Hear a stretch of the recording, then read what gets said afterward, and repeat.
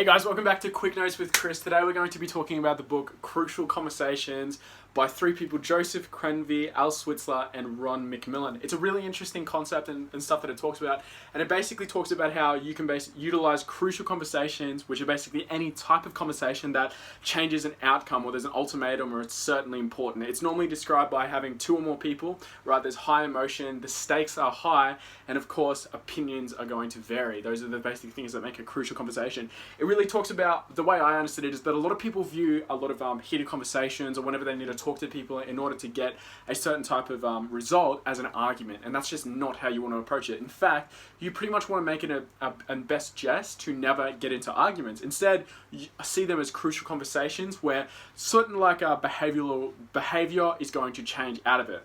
A result is going to occur, rather than just basically looking towards hitting each other, heated feelings, basically yelling matches or anything like that. You want to view these as crucial conversations. This is going to be anything if you're a father or a parent or a mum. There's basically something that you need to change with your teenage daughter or son, or if you need to talk to your boss about something that needs to change, whether it's your pay packet, the way you're being treated, or you're looking towards getting a pay rise or a raise. These are the types of crucial conversations that can vary across so many different industries, so many different parts of your life. And in fact, that's part of the reason why I like this book so much. It's because it's so applicable to a lot of day-to-day life. If you can learn to basically effectively come out on top whenever it comes to these crucial conversations, then you know that you're pretty much on track to becoming successful. Because if you can be an effective communicator, especially when it comes to basically understanding outcomes, understanding what you're looking towards achieving, this book is definitely one that you should take a read, or at the very least listen to the summary that I'm going to talk about. So understanding the characteristics of what a crucial conversation is. It's whenever you're looking towards basically having a change of outcome. So normally it can be categorized by a heated discussion, a difference of opinion, there's two or more people, and the stakes are high. That's what it's important about. It's when essentially there's going to be a change that needs to occur. So the first thing that you need to have whenever you're having a crucial conversation is mutual respect. No one's going to respond well whenever there's name calling or signs of disrespect. You always want to understand that there's a level of common ground, which is the next point. There needs to be common ground, okay? You need to understand what it is that you're trying to achieve between the two people. The first step, that the biggest takeaway I took away from, is that you never want to actually make it appear as if there's a divide between you and the other person, or you and the other party, or multiple people. You can't make it seem as if there's a divide. If there's a divide, you're never going to come to a common understanding or common ground, and basically bettering your position in terms of wherever it is that you're looking towards achieve or accomplish. So the first thing is make it appear, or at the very least achieve, that you guys are on the same page. In fact, if you've ever had people who talk like that, it's like, we're just two people saying the same thing. That's evidence for someone who can use crucial conversations and are effectively communicators at it. You never want to basically appear as a divide. You want to basically appear as if there's a level of you guys are looking towards achieve the same thing. Here, let me run through the scenario. Let's say you're a manager. Let's say two managers disagree on something. Now, something that two managers disagree on running a certain team, certain area, certain aspect of the business, right? Which is fine, it's quite common.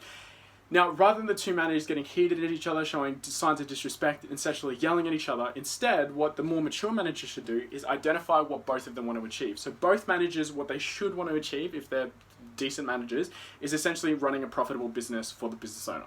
Right? They want to basically increase their profits of the business, which will hopefully increase their pay packet or whatever, right? Put them in a better financial position. If you can understand that that's the two things that they want to achieve, right, then you can understand that their strategies are just different.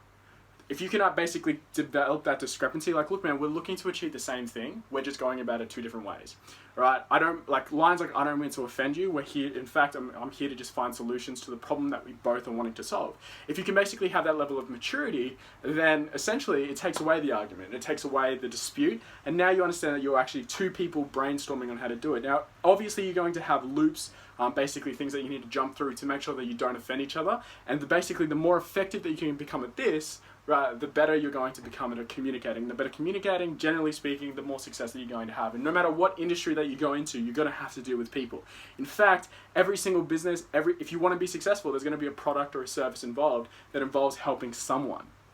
So that means at some level, at the base level, no matter how terrible you are at communicating, you're going to have to look towards becoming a better communicator in order to become more successful. That's like the rules of success. So essentially, you need to basically see/hear them. right? You need to see/hear them. That's how a crucial conversation goes, or in fact, the book talks about a path to action. So a path to action basically means there's a change. There's going to be something that you're going to look towards doing, something that you're going to look towards applying. So a path to action. And that path to action involves, number one, seeing/hearing, right? You need to hear the other person out. You need to see exactly what they're talking about, right? Now, normally it comes from, well, pretty much 9 times out of 10, when these crucial conversations happen, is because there's a story involved. Something happened that occurred. So you need to listen to their story. You need to basically tell your story, hear their story, but always starts with the facts. The next thing is you need to feel. You need to have empathy, understand where they're coming from. Right? No one likes a robot. No one likes working with a robot. There's a reason why people work through their emotions, and it's because we're not robotic. So you do need to feel. And finally, from there, you need to act. So understand that changes are going to be made. You're going to make a change in terms of basically whatever the thing that you're looking to accomplish. So let me run that further. Let's say there's a colleague, there's a person that's working with, and she's underperforming in the team. She's either not hitting her KPI, she's not actively looking towards it, whatever. Now, she comes to the manager and she says, look, there's a reason why I'm underperforming. It's because of this, this, and this. And she tells a story, like, for example, this colleague here is abusing me. This colleague here is abusing me. It's affecting my work. I can't work effectively. That's why I'm not hitting my KPI. All right? Now, that is an employee, and that is the manager. That's the story. So she's told her story. Now, you can basically assess, based on what she's saying, whether or not it's true or it's something else. And from there, by not having a level of disrespect, you're mutually understanding that both people, because if you look at it, she wants to basically perform in order to get paid. Right, regardless whether the story she's telling is true or not, she wants to get paid. That's why she's there, right? And both of you, in order to get paid, need to have a level of performance. So you guys both want the same thing, her to perform, right? The difference is for different reasons. If you can understand that, then you can understand how to solve it, right? Any types of arguments, any types of yelling matches is never going to solve anything. In fact, it's immature, and you should never really do it, especially if that person isn't yelling at you. But you should always take the biggest stance if you're in a management position. So that's the first step. And then finally, if you hear out their story and you can be like, oh, well, I can understand that, what I'm going to do is look into it. So I'll talk to the person who's essentially potentially abusing you. I'll come to the bottom of the thing, see if we can work out a solution from there, whether it's firing that person or moving you to a different team, or so on and so on and so on. That's a crucial conversation because a huge different stakes are high. She could be fired, she could be promoted, she could be moved to a different team, you could be fired, depending on how you act it. Now, if you view that as an argument, of course you're going to basically be on the back foot. So it's important to basically understand the facts, the story, and the conclusions, those orders. There's obviously a further breakdown with the path to action, but start with the facts. Always start with the facts. So it's like, hey, look, I'm underperforming. Those are the facts. All right, I'm underperforming because I'm being abused. Let me tell you a story. Right, the story is, this is if you're from that perspective, the story is that every single day that he makes me feel uncomfortable, Then it's like, great, what do we need to do? The conclusion, solution that's going to be implied for future references in order to make sure that it doesn't happen again. Solution-orientated people are always going to become more successful, but solution-orientated who are able to apply empathy and understanding are always going to go even further than everybody else around them. So you want to basically be a combination of the two. And all of this ends up leading towards effective leader. Right, so basically, whenever you're having these crucial conversations, now, how do you know that it's not going to turn sour? How do you know that it's not going to be turned verbally abusive? Well, basically, the book describes it as there's two different types. There's verbally abusive, right? Verbally, like essentially, it's yelling. You know that it's an argument. And the next one is silence. So the opposite end of verbally abusive is silence.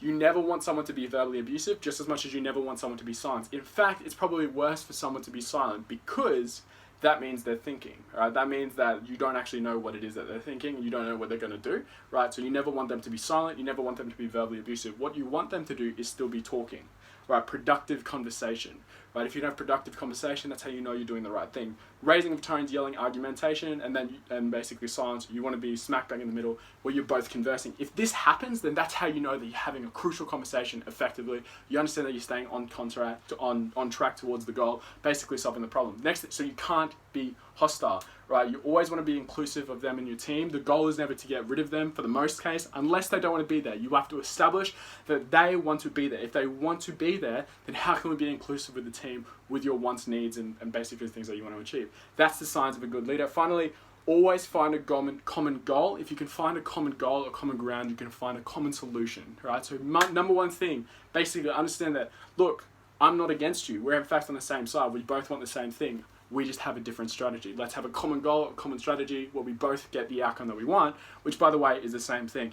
If you can have that effectively, choose your words wisely. Obviously, it's going to be tough the first time you do it, but if you can master this, you can master just about anything whenever it comes to leadership. It's always being proactive, always being making steps in the right direction to make sure that you are coming on top. that's, to summarize, Crucial Conversations, right? One of the really great sort of fast track books and towards a skill set thing that you can imply in your life tomorrow. But that's pretty much it with Quick Notes with Chris. But don't stop there in terms of your improvement. Keep looking at some of the other videos that we have coming out to put yourself in a better position for success. All right, see you guys in the next one.